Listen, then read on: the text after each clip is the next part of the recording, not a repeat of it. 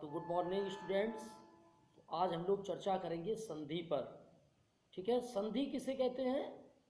दो वर्णों के परस्पर मेल से जो परिवर्तन होता है उसे संधि कहते हैं। क्लियर? और शब्दों को अलग करने की प्रक्रिया संधि विच्छेद कहलाती है। क्लियर? तो संधि किसे कहते हैं? दो वर्णों के परस्पर मेल से जो परिवर्तन होता है उसे संधि कहते हैं।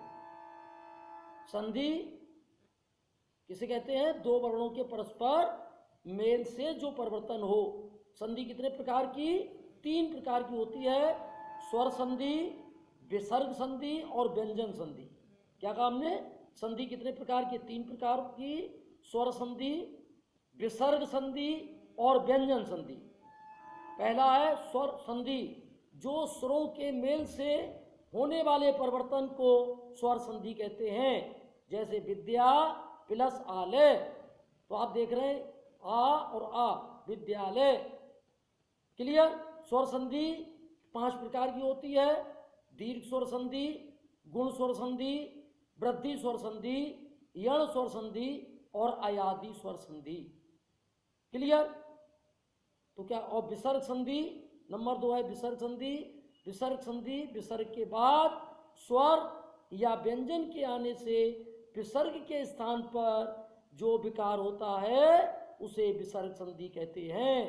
जैसे नमः प्लस ते नमस्ते, नमः प्लस ते नमस्ते, निह प्लस सार निस्सार।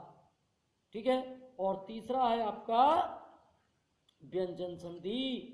व्यंजन संधि व्यंजन के बाद किसी स्वर या व्यंजन के आने से उस व्यंजन में जो परिवर्तन होता है वह व्यंजन संधि कहलाता है। व्यंजन संधि किसे कहते हैं?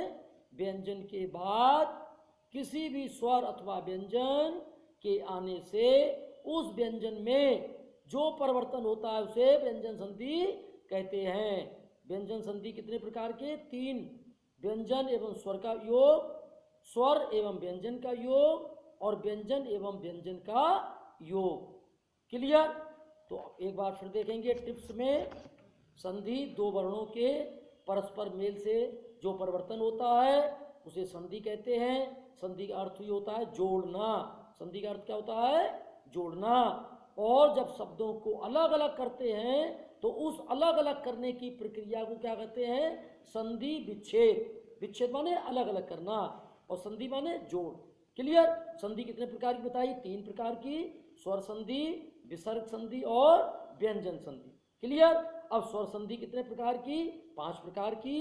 दीर्घ स्वर संधि, गुण स्वर संधि, वृद्धि स्वर संधि, यण स्वर संधि और अयादि स्वर संधि।